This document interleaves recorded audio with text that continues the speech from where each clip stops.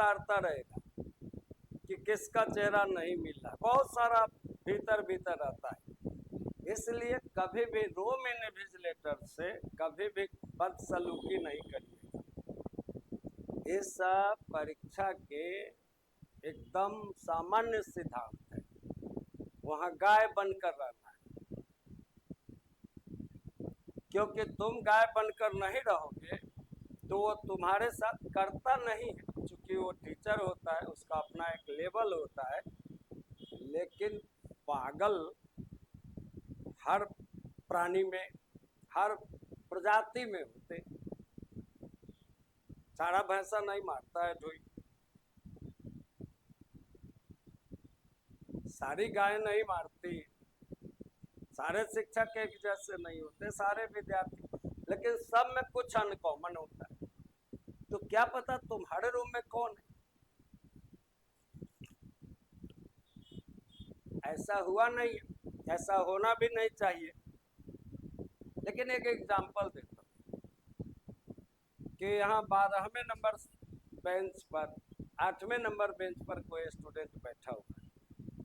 उसको मैंने 10 बार इंस्ट्रक्शन दिए कि भैया बाएं दाएं मत देखो, अपना काम करो। फिर भी वो नहीं मानता, तो चुप हो जाएगा, उसको करने देगा। लास्ट में जब कॉपी उसकी लेकर क्लासरूम से कंट्रोल रूम में जाएगा तो उसमें वो ऐसा कुछ कर दे सकता है कि जिंदगी में रिजल्ट नहीं आएगा। ऊपर में श्री गणेशाय नमः ही लिख दिया, धर्म की ही रक्षा की, उसने कोई गलत काम नहीं किया, तो भी यूएफएम का मामला तो बना दिया ना वो। समझ में आ रहा है मेरी बात? ऐसा होता नहीं, लेकिन ऐसा हो सकता है। मेरे साथ के मित्रों में से किसी एक ने एक महंगी बाइक खरीदी थी आज से 20 साल पहले।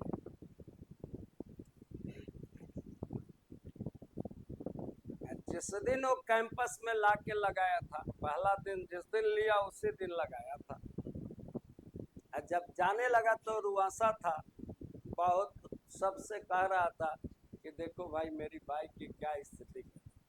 उसकी सीट को चाकू से चीर कर चिथरा चिथरा किसी ने कर दिया कैंपस में।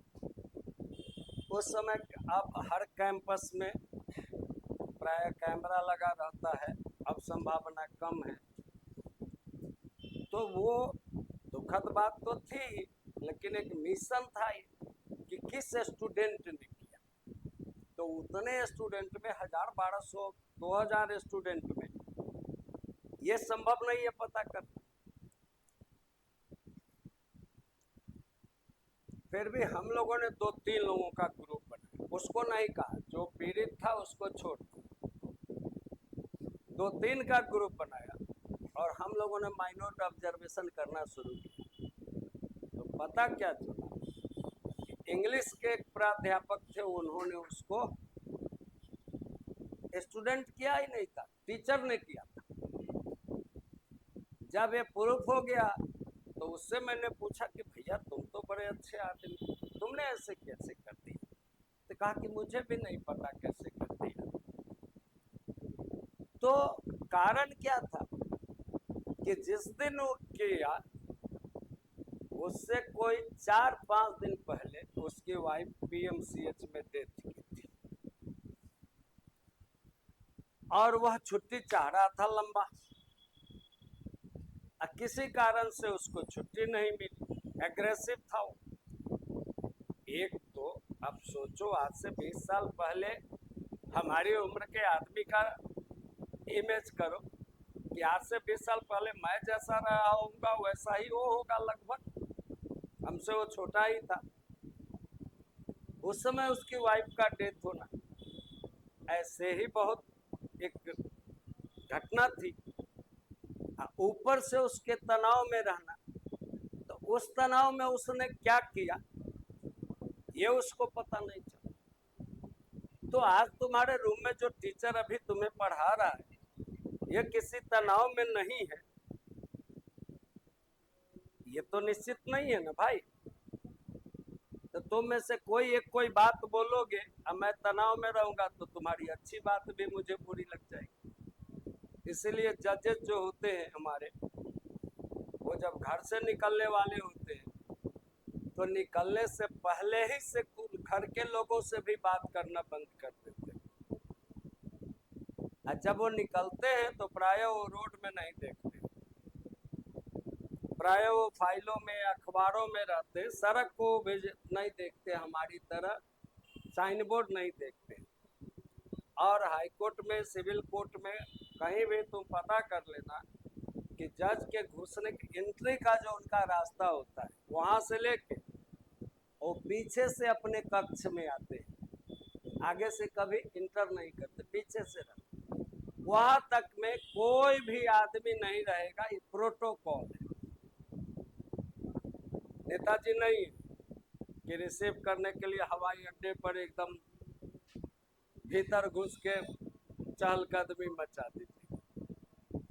बीच में अगर कोई दिख जाएगा, अगर वो कर्मचारी होगा तो उसका सस्पेंड होना तय, उस गैलरी में उसको आना नहीं। तो हर चीज के दस्तूर बने होते। तो आपका जो रूम इन्विजिलेटर है वो उस समय सेकेंड क्लास मजिस्ट्रेट का पावर होल्ड करता है। उस समय वो सामान्य टीचर नहीं रहता, प्रोफेसर नहीं रहता, वो सेकेंड क्लास गजेटेड ऑफिसर रहता है। वो वीडियो सीओ, मजिस्ट्रेट आदि के रैंक में रहता है। तो उस समय उसकी कलम में ताकत आ जाती है। उस समय जो डिसीजन लेगा वो प्रभावी होगा। इन सब चीजों को समझना चाहिए।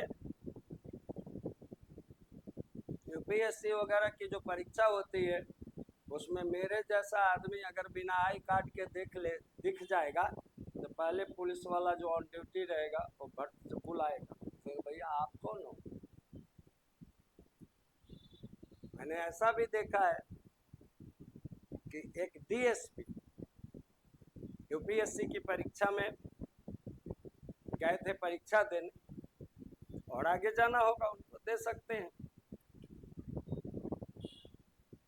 वो ड्रेस में थे और उनका बॉडीगार्ड था।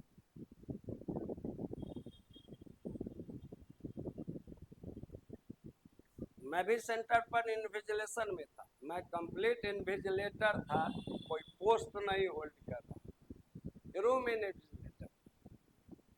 मेरे 2-3 रूम बाद भी एक रूम इन्विजिलेटर थे शिक्षक। वो डीएसपी अपने बॉडीगार्ड को साथ ले गया वहां तक।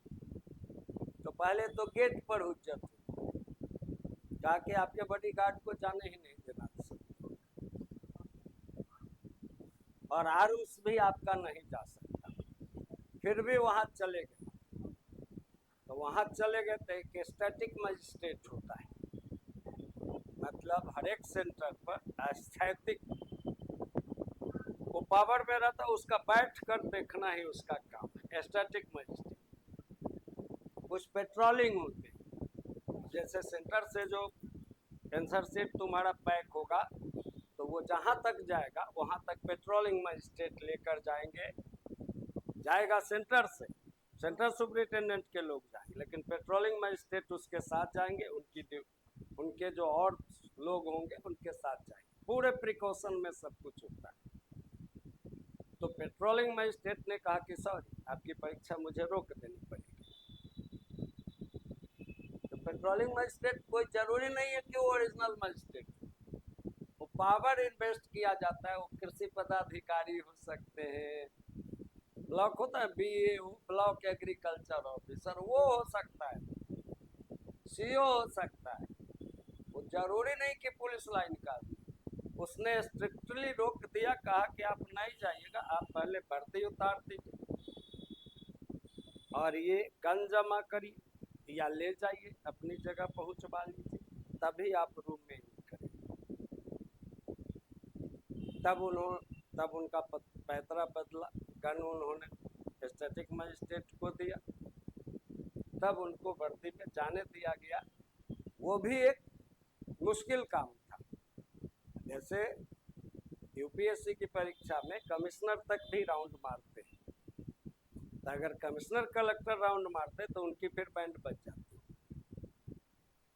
तो हर चीज का प्रोटोकॉल होता है, तो इसको ध्यान में रखना है, रूम इन्विजिलेटर से कॉपरेशन देना है। लेकिन जो मुद्दा अभी चला था उस प्रश्न पर मैं आ रहा हूँ कि ये ब्लू ब्लैक से लिखेंगे कि नहीं, ये ना आप तय कर सकते हैं, ना मैं तय कर सकता हूँ, ना आपका रूम इन्विजिलेटर तय कर सकता है। ये तय करेगा आपका एडमिट कार्ड और आपकी कॉपी। एडमिट कार्ड को कभी भी शॉर्टकट फॉर्म में नहीं निकालिए।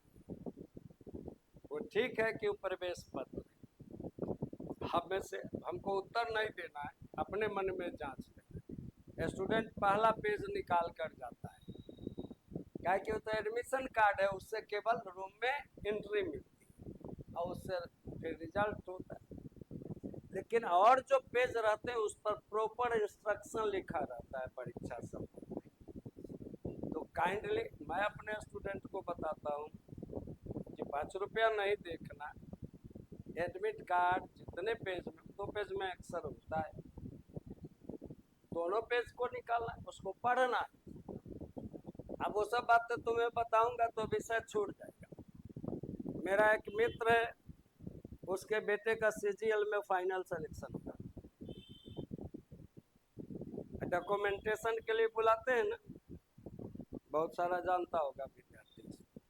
डॉक्यूमेंटेशन के लिए गया तो सारा ओरिजिनल पेपर यहीं छोड़ के गया, जबकि जो गाइडलाइन आता है उसमें सारा लिखा रहता है। तो उसके बाप ने उसको अपने पर निर्भर बना लिया। बाप पढ़ के उसको समझाता था कि ऐसे करके तुमको जाना है, छोड़ देना चाहिए था कि वो अपने दायित्व से पढ़ता। तो जब पेपर आया तो बाप आधा पढ़ा, तो फिर कोई काम आ गया तो चला गया, भूल गया, और उसके बाद पढ़ाई टिकट विकट करवा दिया। तो उसको केवल इलाहाबाद जाना था, वो भी हाथ धुलाते चला गया। जब वहां गया, फेस किया बोर्ड को, तो कहा कि पेपर दिख लो।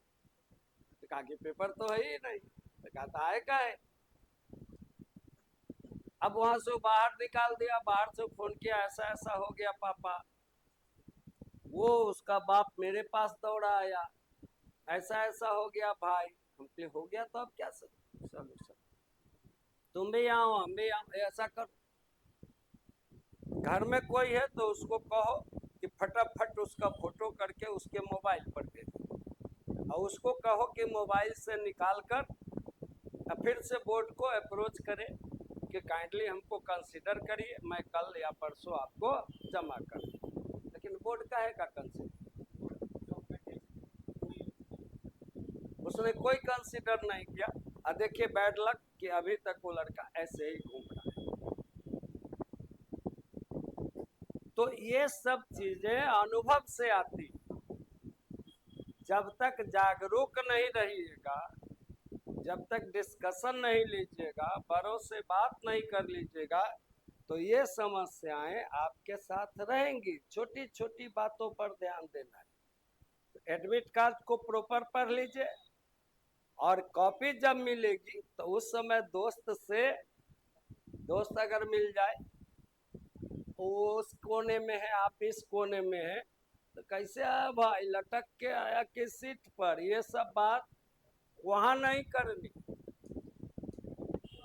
पहले या तो बाहर कर लीजिए, और नहीं अगर क्लासरूम में देख गया है तो एक दूसरे को जज कीजिए, अपनी परीक्षा दे लीजिए, छुट्टी में बाहर आके खूब गपशप कर लीजिए, तब जाइएगा। मन हो तो एक दिन रह जाइए साथ दोनों होटल। परीक्षा सेंटर में जाकर अपनी जगह पर बैठकर केवल और केवल एक काम करना है कि ये परीक्षा मेरे लिए संचालित हो रही है, और जो कॉपी आ रही है वो मेरे लिए है, और जो प्रश्न पत्र आ रहा है वो मेरे बहुत अनुकूल है। एकदम पॉजिटिव एनर्जी को अपने इर्द गिर्द लाना है। दूसरा कोई हाय हेलो नहीं करना है, पीछे की बातों में नहीं जाना है, आगे का भविष्य नहीं सोचना है, एकदम वर्तमान में रहना है। जितना आप अपनी जगह पर नैतिकता और पवित्रता से बैठिएगा, मेरा दावा है उतना आप कंफर्टेबल रहिएगा और आपकी परीक्षा अच्छी जाएगी। तो अब प्रोफेशनल टीचर, मुझे भी मालूम है कि थोड़ा ये सब नहीं बताऊंगा तो टाइम मेरा बच जाएगा, एक पत्र निबंध निकल के मैं निकल जाऊंगा, थोड़ा शहर की हवा खाऊंगा गर्मी में, थोड़ा घर में अपना आराम करूंगा, लेकिन ये मुझसे होता नहीं। जैसे आपको सब कुछ आता है लेकिन वहां आपने तरीका गलत अपना लिया तो सब कुछ परिणाम नहीं ना देगा, इसलिए हर चीज को चौक करने की जरूरत। कोई अंडरलाइन नहीं, कोई श्री गणेशाय नमः नहीं, कोई 786 नहीं, कोई द एंड नहीं, बहुत सारी चीजें हमारे साथ कैरी होती रहती है ना। नहीं, काहे का अंडरलाइन, वो अपने देखेगा, वो खुद देखेगा। जो अनुभवी परीक्षक होता है उसको कॉपी से सुगंध मिलती है कि इसमें क्या भरा हुआ है। जैसे मान लीजिए आप कर दीजिए, लेकिन वो सब जो है यूएफएम का मामला है भैया, कोई भी विशेष तरीके का लेखा अपनी पहचान बनाना है ना। मान लीजिए आप 5वें पेज पर आपने 10 बार अंडरलाइन किया है तो 2000 कॉपी भी आपको दे दी जाएगी, तो अपना आप खोज लीजिएगा कि नहीं, नाम पता नहीं रहने पर भी। हैंड राइटिंग में आपको थोड़ा शक भी हो सकता है कि मेरे जैसा दूसरे का भी हो सकता है, लेकिन 5वें पेज पर आप 10 बार अंडरलाइन कीजिएगा, दूसरा भी 10 बार ही करेगा, ये बहुत मुश्किल से मिलेगा। तो 5वें पेज पर 10 बार आपने अंडरलाइन किया हुआ है, ये आपने मेमोरी में रखा हुआ है, तो आप कॉपी खोजिएगा कि नहीं अपनी कॉपी में से। इसलिए इनको यूएफएम का मामला समझते हैं। ये काटना है शब्द को तो ऐसे कट कर दीजिए, गलती सबसे होती है, और उस पर आप जो है सो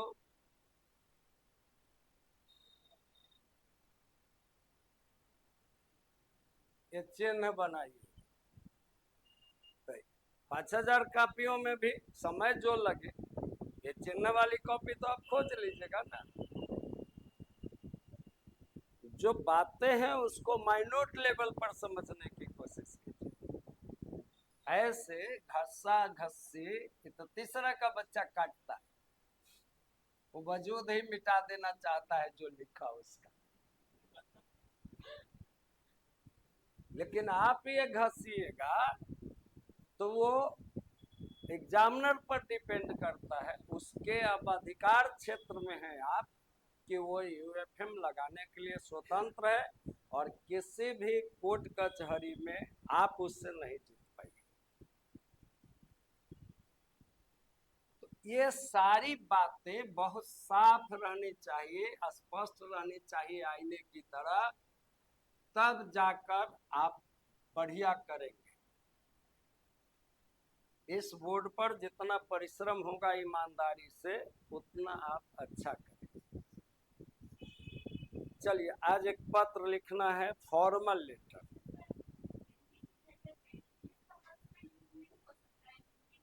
जैसे निबंध जब हम लिखते हैं,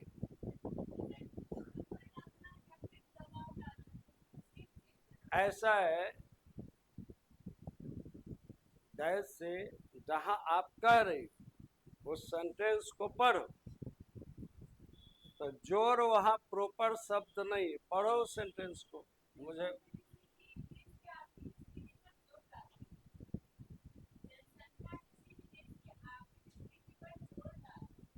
तो जोर डालना और दबाव डालना देखने में एक जैसा है, सुनने में एक जैसा है, पर्यायवाची भी है, लेकिन सूक्ष्म अर्थ में भिन्नता है उसमें।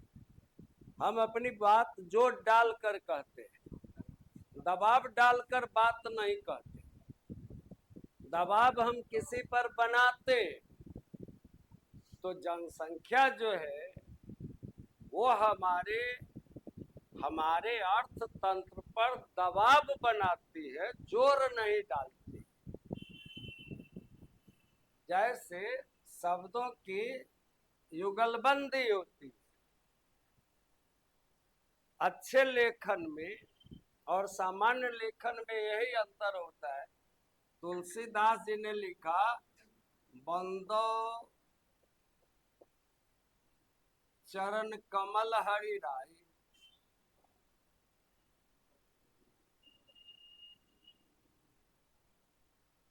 अब ये चरण के साथ कमल की जो शब्द मैत्री है, युगलबंदी है, अभी कमल के जितने पर्यायवाची है यहाँ डाल दो, भारी से भारी, सुंदर से सुंदर पर्यायवाची कमल का वहां डालो, ये शब्द मैत्री नहीं हो सकती।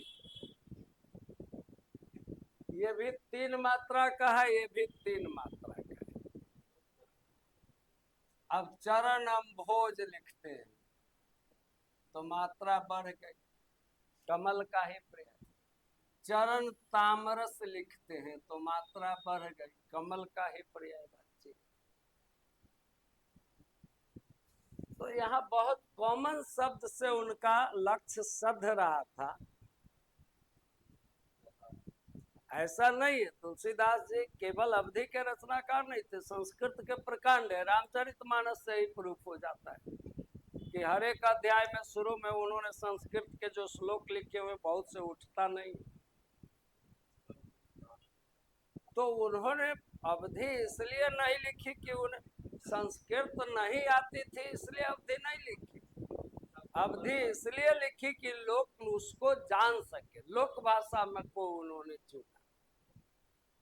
तो यही होता है शब्द मैत्री कि प्रॉपर शब्द जब हम लगाते हैं तो परीक्षक को खटकेगा नहीं।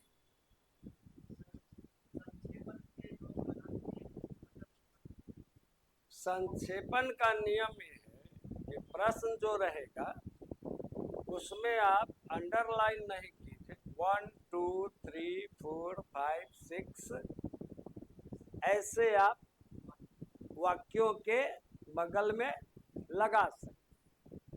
संक्षेपण का नियम ये कहता है कि हम पीछे में रफ वर्क लिखकर एक बार संक्षेपण कर सकते हैं और फिर उसको काट पीट कर सकते हैं और दोबारे फाइनल जहां उत्तर लिखना है वहां हम लिख सकते हैं। सच्चा और अच्छा संक्षेपण होता भी वैसे ही, कोई भी करे, लेकिन आपकी समस्या ये होगी कि आपको उतना टाइम ही नहीं। तो छोड़ जो दीजिएगा उससे ज्यादा अच्छा है कि एक ही बार में जो समझ में आए फाइनल कर दीजिए। ना मामा से काना मामा अच्छा, मामा न रहे उससे अच्छा है काना मामा भी रहे तो काम चलाए।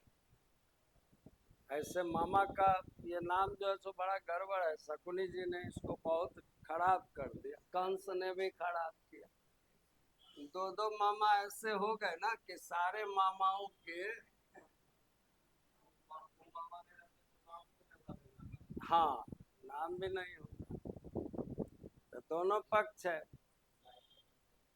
चलिए, हमें से शायद ही कोई होगा जो मामा नहीं, ये भी एक बात है।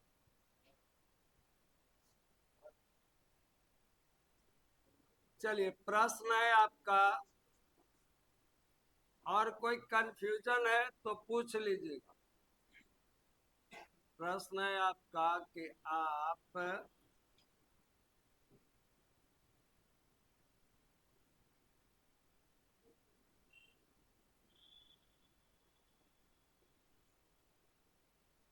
सोना मंडी,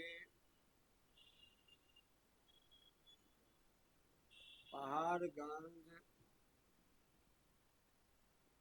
करोल बाग, दिल्ली के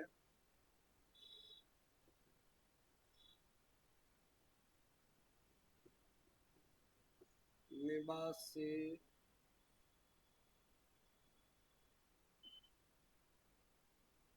शेखर सुषमा है।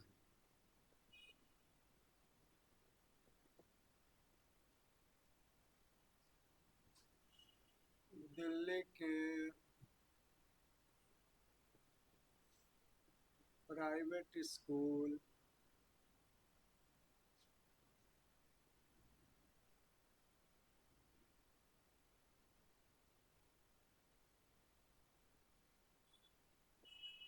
अभिभावकों से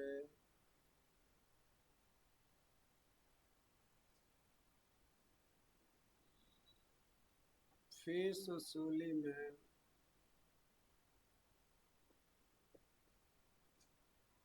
मनमानी करते हैं।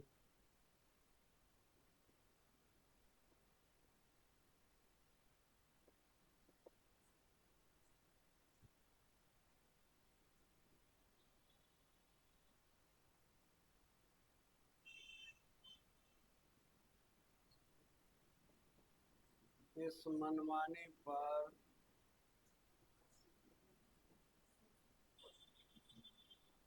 वसूली असूली दोनों, वसूली भी होता, वह इस मनमानी पर रोक लगाने का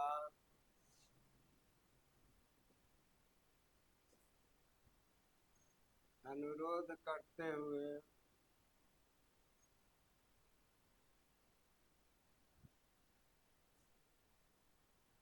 दिल्ली सरकार के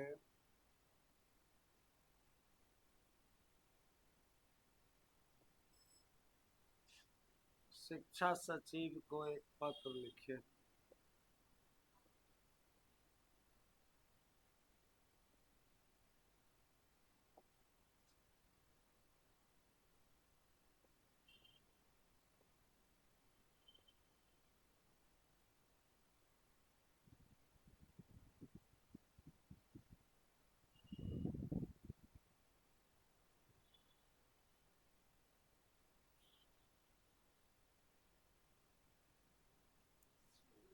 उसूल थोड़ा इसका अर्थ दूसरा भी हो जाएगा, वसूली ही कर दो। उसूल मतलब सिद्धांत हो जाता। अब चूना मंडी, पहाड़गंज, करोल बाग दिल्ली के निवासी शेखर अथवा सुषमा हैं। दिल्ली के प्राइवेट स्कूल अभिभावकों से फीस वसूली में मनमानी करते हैं। इस मनमानी पर रोक लगाने का अनुरोध करते हुए दिल्ली सरकार के शिक्षा सचिव को एक पत्र लिखा।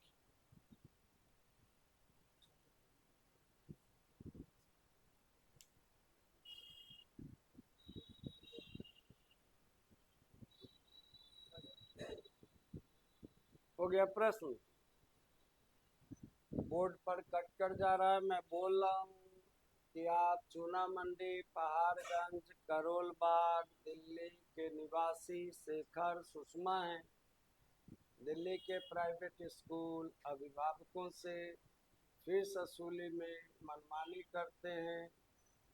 इस मनमानी पर रोक लगाने का अनुरोध करते हुए दिल्ली सरकार के शिक्षा सचिव को एक पत्र लिखा।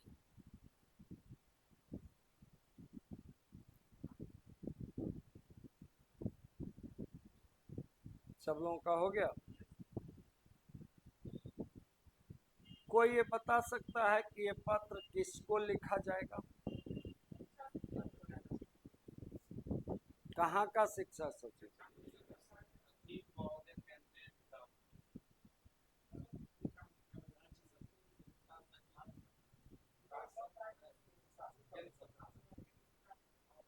दिल्ली सरकार।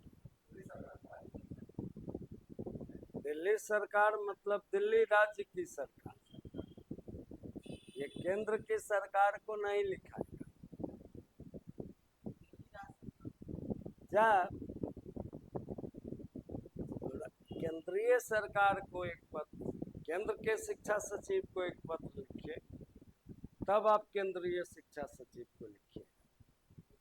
ये मामला है दिल्ली राज्य के शिक्षा सचिव को लिखने का। यही सब छोटी छोटी चीज है जिसको पकड़ना पड़ेगा आपको कि किसको पूछ रहा है। मैं सोचकर यही लिख रहा था कि केंद्रीय शिक्षा सचिव को डालूं, लेकिन बोर्ड पर ही मेरा दिमाग घूम गया कि नहीं, एक बार ऐसा करके देखते हैं कि आप उसको ग्रिप में ले रहे हैं या नहीं। ये केंद्र सरकार की बात नहीं है, ये केवल दिल्ली राज्य सरकार की बात। केंद्र सरकार की बात होगी तो भारत सरकार लिखाएगा या केंद्रीय सरकार लिखाएगा, राइट ना? समझ गए ना? केंद्र को जब भी लिखना होगा तो वहां लिखेंगे भारत सरकार या केंद्रीय सरकार।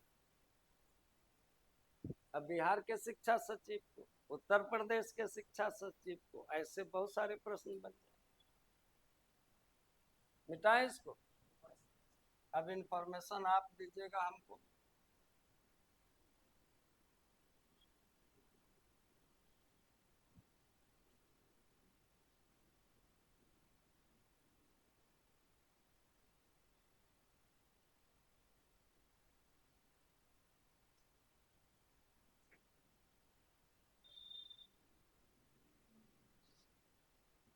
जानता है कि नहीं, 3-4 दिनों के लिए डीएम ने नोटिस कर दिया है कि कोई स्कूल कोचिंग नहीं चलेगा। अभी अगर कोई आ गया ना तो मेरे लिए मुश्किल हो जाए।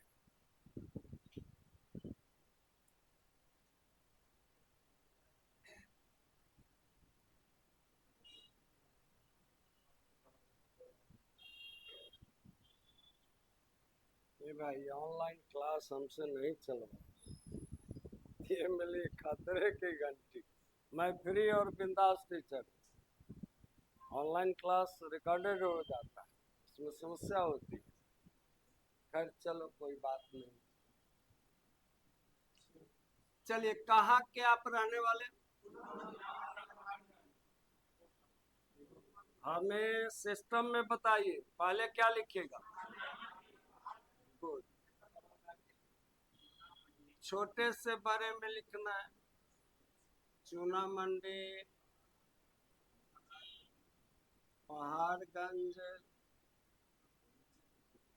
यहाँ कोई गैप नहीं, करोल बाग, दिल्ली। पता हो गया। अब एक गैप डालिए, फॉर्मल लेटर है तो दिनांक लिख कर लिखिएगा। नहीं, अब केवल परीक्षा का डेट लिखाएगा, 7/7/2024, ताकि अभी से आपको अभ्यास बना रहे, साथ ही लिखिए। अब क्या लिखाएगा? तीसरा स्टेप लिखाएगा, एक गैप छोड़कर सेवा में। अब क्या लिखाएगा? फिर वही गलती दोहरा रहे हैं। सेवा में सचिव महोदय, कोई शिक्षा सचिव, कोई वित्त सचिव नहीं होता है, वो केवल सचिव होता है। ठीक है, तो सेवा में यहाँ से अब कोई, यहाँ गैप है, यहाँ से कोई गैप नहीं है।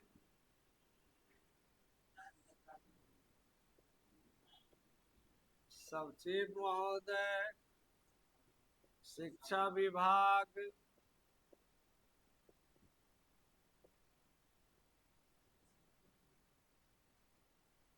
दिल्ली, यह दिल्ली सरकार। दिल्ली लिखने से भी यही पता चलेगा कि दिल्ली सरकार के ही लिख रहे हैं, केंद्र को नहीं लिख रहे। जैसे लाइन में जब लिखते जाइएगा तो इस फॉर्मेट का देखिए तरीका, ये आगे बढ़ जाएगा तो चेहरा अच्छा नहीं दिखेगा। वो गलत नहीं, फॉर्मेट को ऐसा सजाते हैं कि वो सुंदर दिखे, जैसे मुखड़ा चांद का टुकड़ा जैसा दिखे, और कोई बात नहीं है इसमें, गलत और सही की कोई बात नहीं, इम्प्रेशन की बात है। एक लाइन आगे लिख दीजिएगा, उससे गलती कोई नहीं, लेकिन एक सिस्टम बिगड़ेगा। अब क्या लिखाएगा भैया? एक लाइन छोड़ेंगे, विषय लिखिएगा। क्या विषय लिख सकते हैं?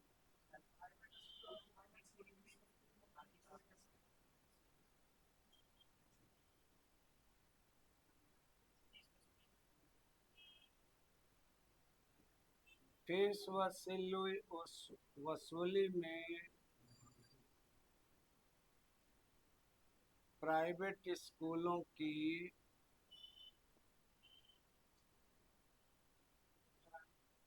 मनमानी के संबंध, अभी रोक वगैरह नहीं लगाएंगे, ये बहुत बड़ा हो जाएगा।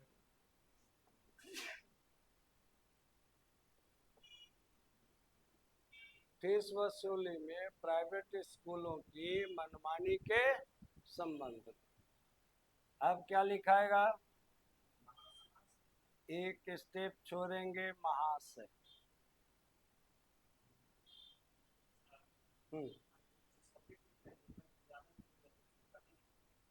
एक लाइन से ज्यादा होगा, यहाँ आएंगे नीचे। अगर बॉक्स है, अगर बॉक्स दिया हुआ है तो यहाँ आ जाएंगे। हाँ, शुरू से बॉक्स में वो सब अपने दिखलाई पड़ता है, बॉक्स नहीं रहेगा तो यहाँ रहे। ठीक है। अब जो न्यू स्टूडेंट्स हैं, आप ये तो ऐसे, ये जो है चूना मंडी 2 बॉक्स में आएगा, 2 बॉक्स में आ गया। पहाड़गंज तीसरे बॉक्स में आ जाएगा। नहीं, डाल सकते हैं हम, तो इसके साथ और इसके साथ उसी बॉक्स में डालें। जैसे इसको ऐसे करके देखते हैं क्या होता है।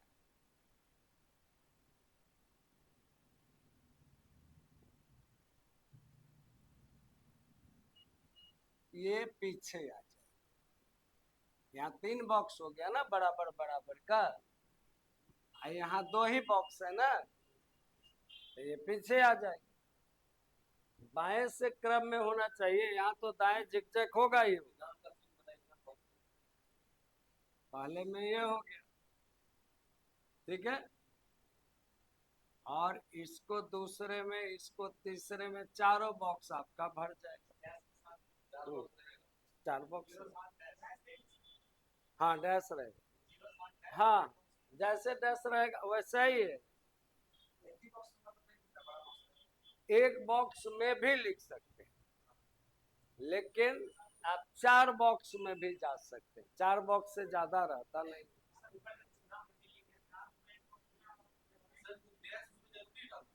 हाँ, डैश रहेगा, वो अपना काम करेगा, ये अपना काम करेगा। 4 बॉक्स है ऐसा।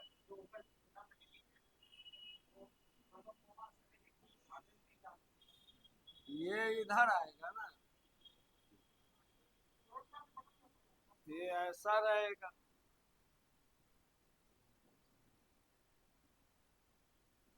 ये ऐसा रहेगा, वहां आपको बराबर बराबर बॉक्स मिलेगा। नहीं, 2 बॉक्स में। ये हाइफन से है, अगर हट जाए तो हाइफन वाले को हम एक बॉक्स में लिख सकते हैं।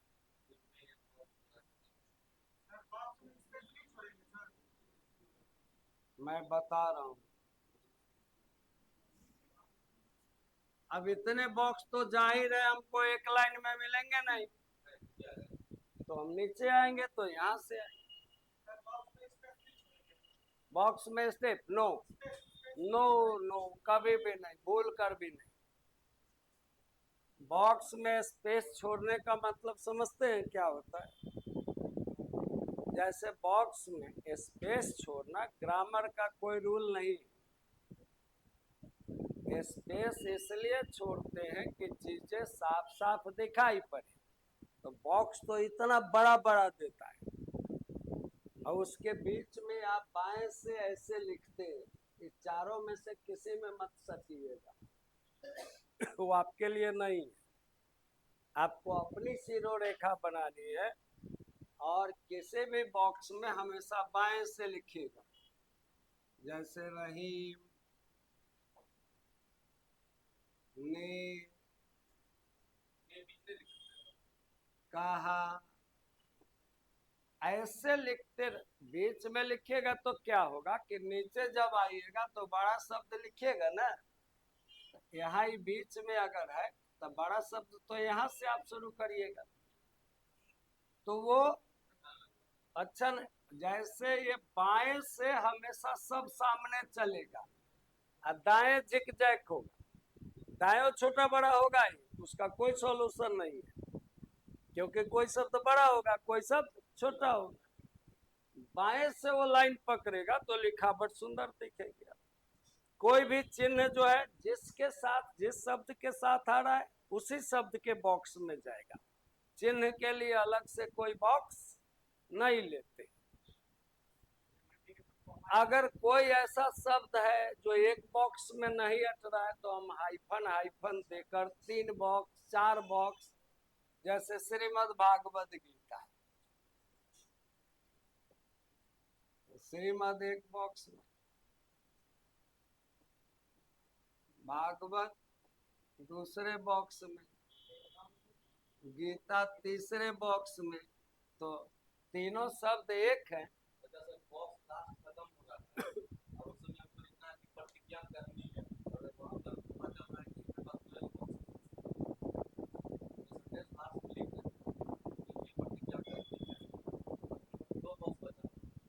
कोई घुलसी घुसा फिरा ये सब कुछ नहीं होगा। नीचे से ना तो अपने बॉक्स बनाइएगा ना जबरदस्ती किसी बॉक्स में दूसरा शब्द डालिएगा।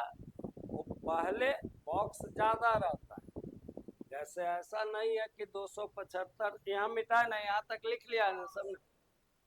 ऐसा नहीं है कि 275 शब्द आपको लिखना है तो 275 ही बॉक्स रहेंगे नीचे, ऐसा कभी नहीं होगा। वो बॉक्स ज्यादा देता है, खुला मैदान छोड़ देता है कि आओ फंसो।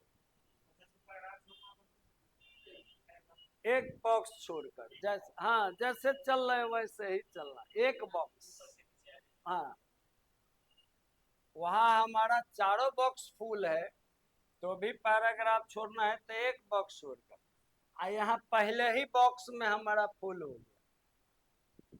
अब पैराग्राफ छोड़ना है तो तीनों बॉक्स खाली छोड़ देंगे, आई चौथा खाली करके पहला से लिखे। हाँ ऐसा चलेगा। तो बॉक्स में खाली नहीं छोड़ने के लिए इसलिए कहा जाता है कि कोई भी एग्जामिनर शब्द नहीं गिनता है, संभव ही नहीं है उससे शब्द गिनना, और न ही वो बॉक्स गिनता है, बॉक्स भी नहीं गिनता है। वो गिनता क्या है, वो गिनता क्या है, जिस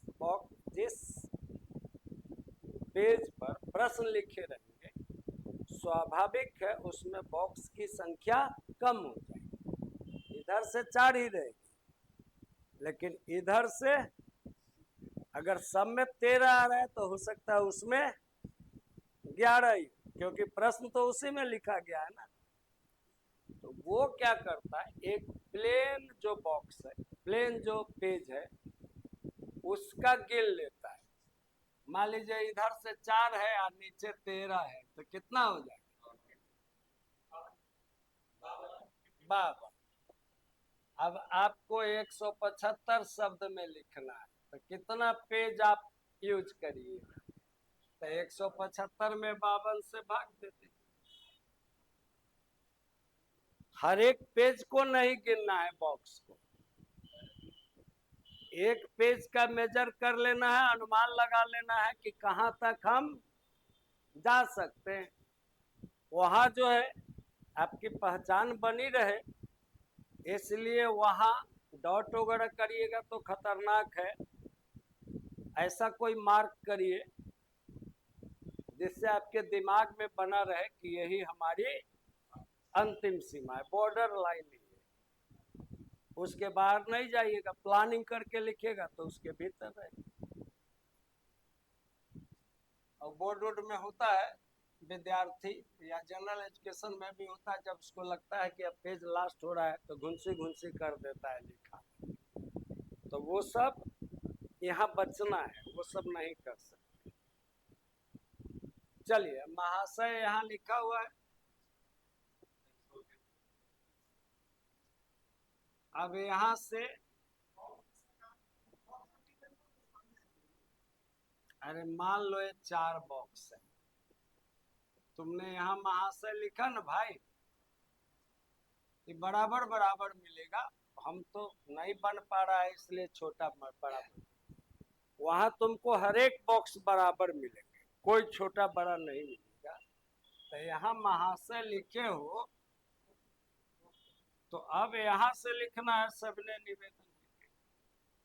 समझ में आ गया? आ गया समझ? महाशय पहले बॉक्स में रहेगा और 3 बॉक्स वो खाली ही रहेगा हमेशा, इसमें कुछ नहीं करना। हम महाशय के नीचे का एक बॉक्स खाली रहेगा, दूसरे से शुरू हो जाएंगे, लगातार चलते रहेंगे। जहां हमको पारा चेंज करना है वहां फिर निचले बॉक्स का पहला छोड़ देंगे, दूसरे से शुरू। स्पष्ट ना? लिखिए। सविनय निवेदन है कि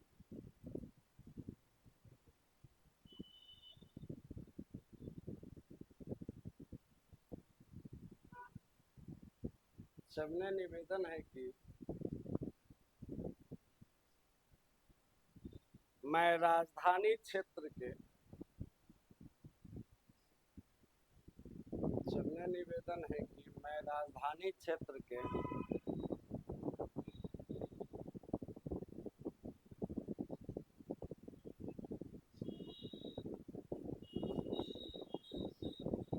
पहाड़गंज स्थित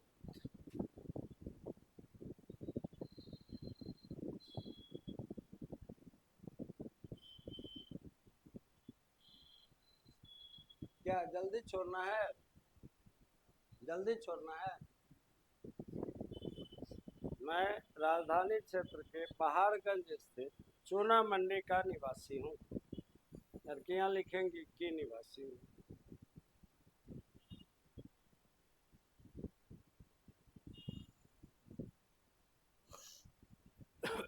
पूर्ण विराम। मैं आपका ध्यान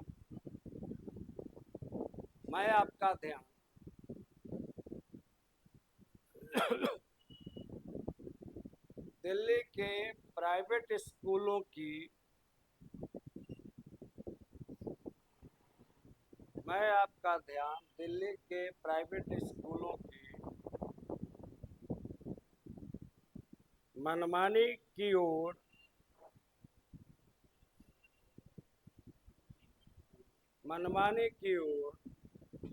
आकृष्ट कराना चाहती हूँ। प्राइवेट स्कूलों की मनमानी की ओर आकृष्ट कराना चाहती हूँ।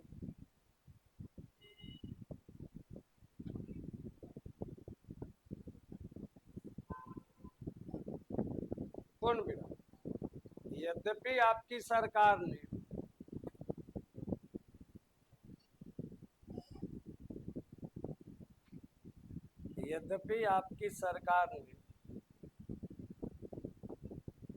सरकारी स्कूलों के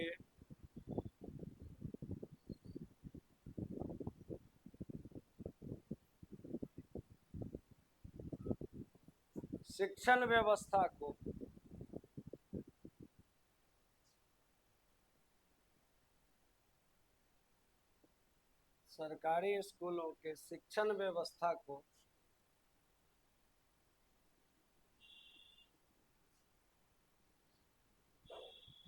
काफी बेहतर किया है,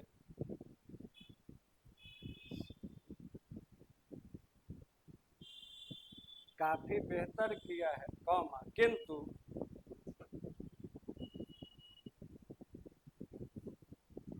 हमारे जैसे अनेक अभिभावक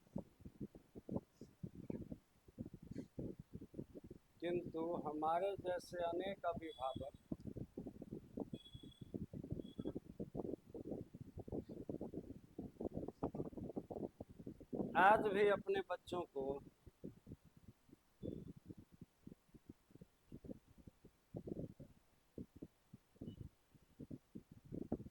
प्राइवेट स्कूलों में पढ़ाते हैं।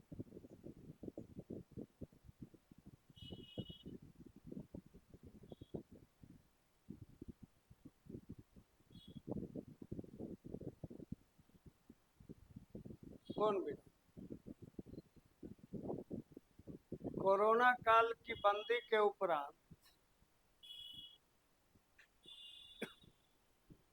कोरोना काल की बंदी के उपरांत कोरोना काल की बंदी के उपरांत प्राइवेट स्कूलों की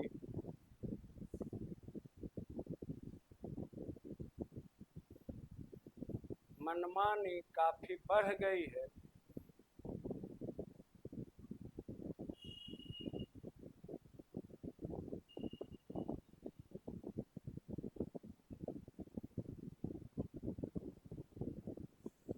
और वे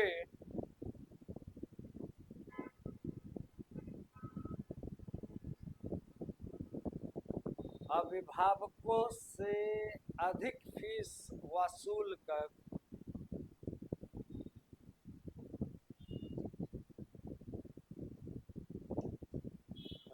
अभिभावकों से अधिक फीस वसूल कर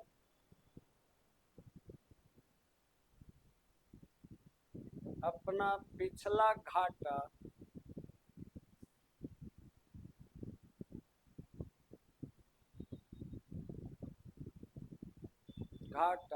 पाटना चाहते हैं। पाटना चाहते हैं।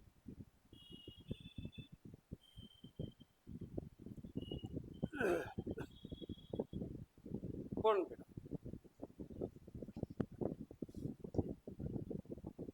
स्कूलों में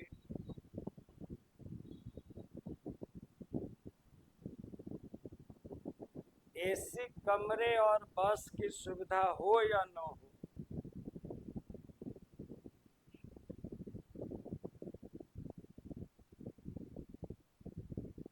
और बस की सुविधा हो या न हो,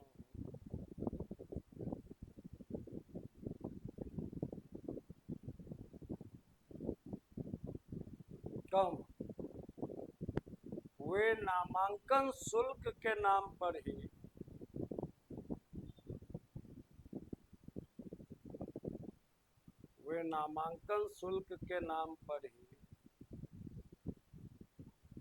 मोटी रकम वसूल रहे हैं।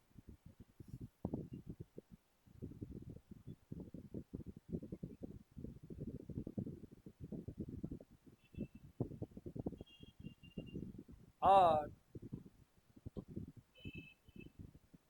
और छोटी कक्षाओं के भी शिक्षण शुल्क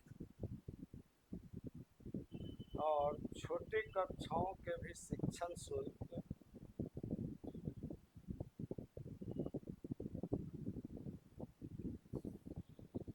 छोटी कक्षाओं के भी शिक्षण शुल्क अभिभावकों की जेब पर भारी पड़ रहे हैं।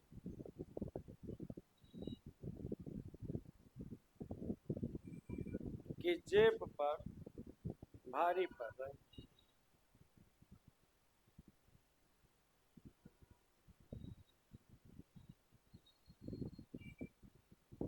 कौन भी? यद्यपि प्राइवेट स्कूलों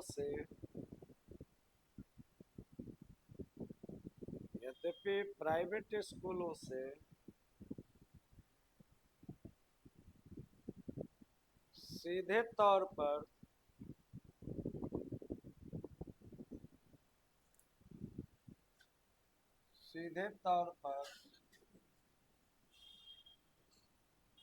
श्रीमान का कोई लेना देना नहीं है,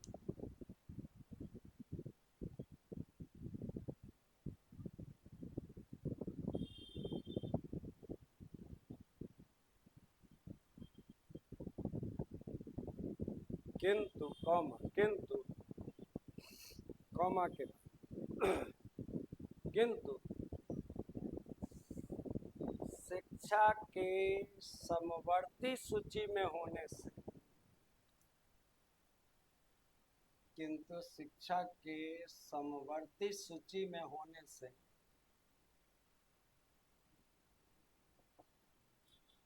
किंतु शिक्षा के समवर्ती सूची में होने से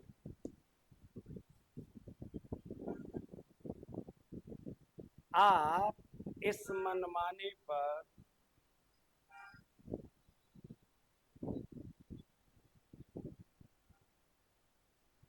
आपके बाद थोड़ा ट्विस्ट, आप चाहें तो इस मनमानी पर अंकुश लगा सकते हैं।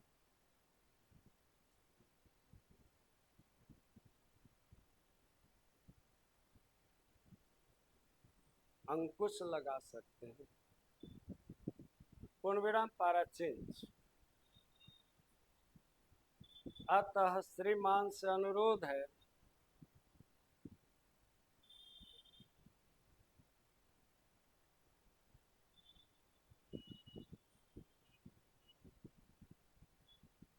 कि बढ़ती हुई महंगाई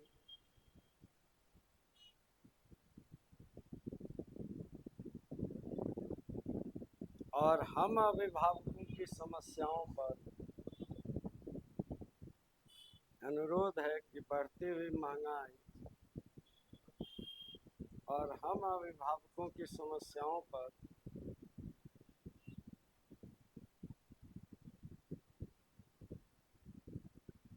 विचार करते हुए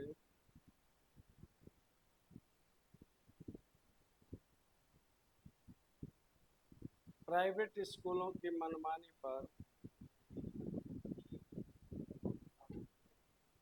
विचार करते हुए प्राइवेट स्कूलों की मनमानी को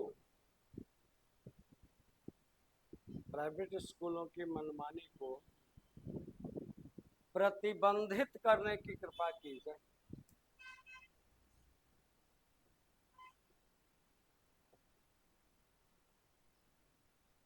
प्रतिबंधित करने की कृपा की जाए। अब यहाँ ध्यान देना है कि कृपा की जाए क्यों लिखा है, कृपा करें क्यों नहीं लिखा है। ऐसा भी लिख सकते, प्रतिबंधित करने की कृपा करें, तो प्रतिबंधित करने की कृपा की जाए ऐसा क्यों। तो करे जो है एक आदेश जैसा होता है, की जाए जो है सो आग्रह है पूरा, इसलिए ऐसा फॉर्मेट। अब जो है जहां भी आपका खत्म हुआ फिर से आप बाएं आ जाइए, लेफ्ट हैंड साइड में आइए जहां से आप शुरू। हाँ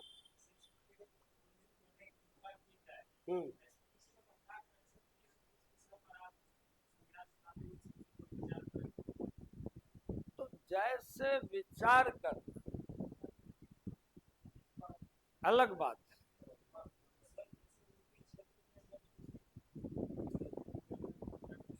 कैसे है लेना देना, प्रतिबंधित तो कैसे कर सकते हो मैं आपको एक्सप्लेन करूंगा अभी कि वो कैसे लगा सकते हैं लोग, उनके अधिकार में तब लिखा नहीं रहता तो लिख ही नहीं पाता कि प्रतिबंधित कीजिए, ऐसा नहीं लिख सकता। तो कैसे है मैं बताता हूँ अभी आपको। पत्र को अब समाप्त करिए, नीचे एक लाइन छोड़कर बाएं से लिखिए धन्यवाद। हाँ धन्यवाद, यहाँ पूर्ण विराम दीजिएगा, फिर एक लाइन छोड़ दीजिए और यहाँ लड़के लिखेंगे भवदीय और लड़कियां लिखेंगी भवदीय, और प्रश्न में जो नीचे नाम लिखा हुआ है, क्या नाम लिखा हुआ है, आप लिख दीजिए शेखर, और लड़कियां क्या नाम है, सुषमा। सपोज अगर यहाँ आपका पूरा नाम लिखा रहेगा शेखर कुमार शेखर प्रसाद सिंह, तो यहाँ आप पूरा नाम लिखिए।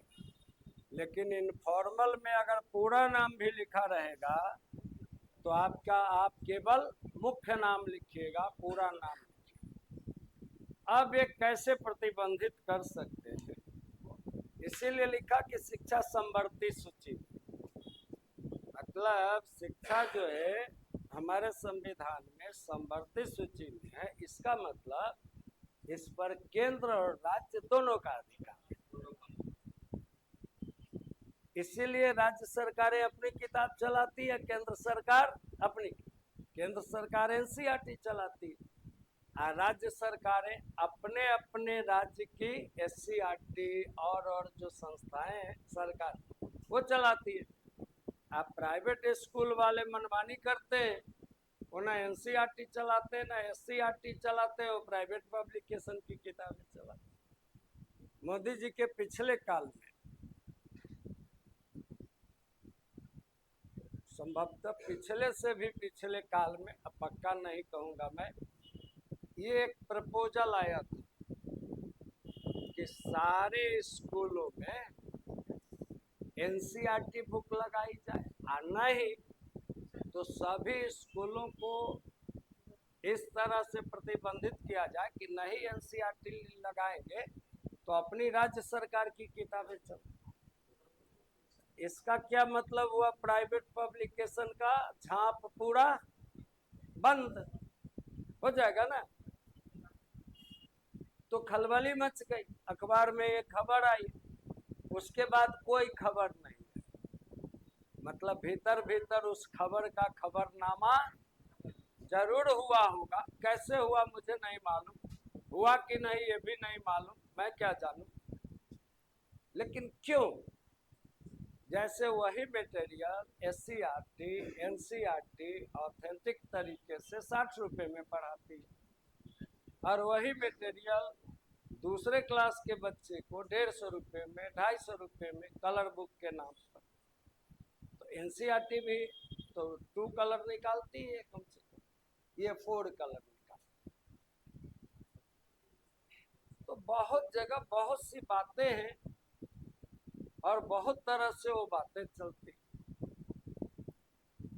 तो संवर्धित सूची में होने के कारण, जैसे डीएम जो आदेश दिया अभी, तो कैसे लागू हो गया प्राइवेट स्कूलों पर। अगर शिक्षा संवर्धित सूची में अगर नहीं होती तो राज्य का उस पर कोई अधिकार नहीं चलता, केवल केंद्र से आता हो।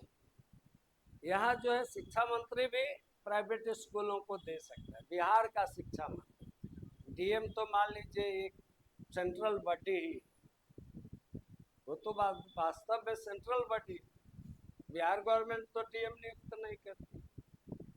लेकिन जो हमारा शिक्षा सचिव है, हमारा जो शिक्षा मंत्री है, शिक्षा सचिव है, वो तो जनप्रतिनिधि है। शिक्षा सचिव, सॉरी, शिक्षा सचिव हमारा बिहार गवर्नमेंट का बॉडी होगा ना। जैसे दिल्ली का शिक्षा सचिव दिल्ली सरकार की बहाली से होगा ना। अगर आईएएस रहता है तो केंद्र का है, लेकिन राज्य का भी है ना, वो राज्य के प्रति भी जवाबदेह है ना। और भी कुछ ऐसा पोस्ट होगा हमारा ऐसा जो केंद्र का नहीं होगा, राज्य का होगा।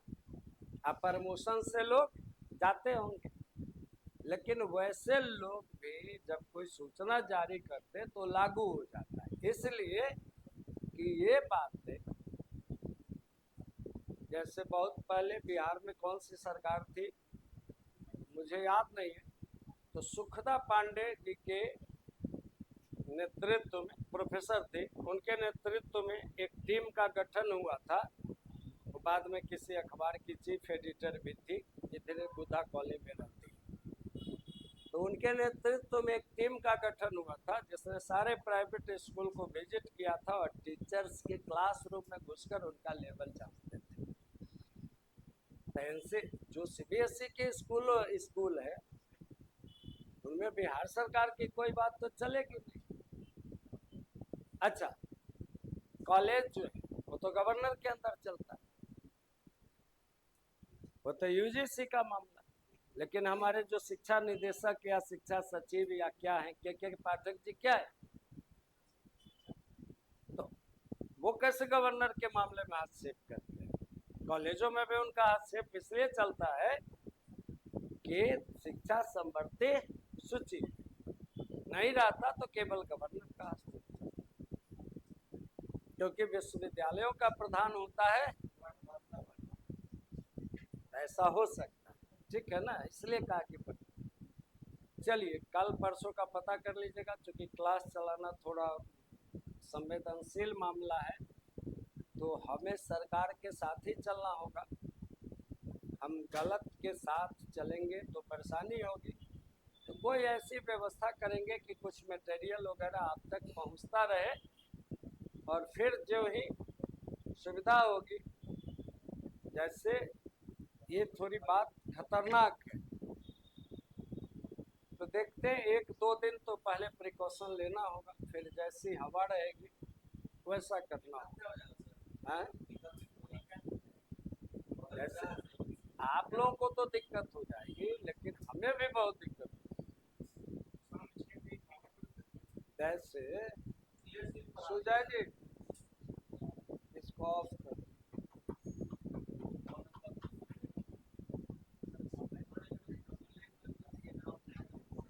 जैसे देखिए, सच्चाई ये है, अभी कोई एक थानेदार किसी थाने का यहाँ विजिट करेगा तो मेरे पास लीगल कोई उत्तर नहीं,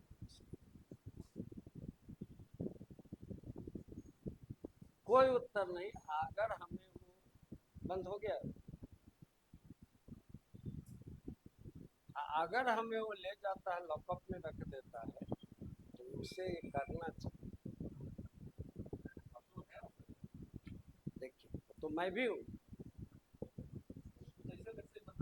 मैं भी यह जान रहा हूँ कि आपकी जरूरत, आपकी सहायता के बिना मैं ये काम कर ले सकता हूँ, लेकिन मैं इलीगल करने के पक्ष में नहीं। तो 2 दिन कम से कम आप ब्रेक लीजिए। कौन सा दिन है कल? शुक्रवार है कल, शनिवार है, संडे को कोई शेड्यूल कर देंगे हम, तो बस पहले थोड़ा हवा में भाप लेते हैं, तो संडे को किसी भी समय शेड्यूल क्लास हो सकता है, 11 बजे भी हो सकता है, आप मेंटली प्रिपेयर रहिए। हाँ, तो 2 घंटा चला, 3 घंटा चला, अगर क्लास शेड्यूल होने वाला होगा तो हम कर दें, कल भी होने वाला होगा तो कर दें। एक आपको ये सूचना जा रही कि ऐसा हो सकता है, शेड्यूल होने वाला होगा। मैं जानता हूँ कि आपकी जो स्थिति है, आपकी जगह मैं भी होता तो ऐसा ही सोचता। जैसे आप जहाँ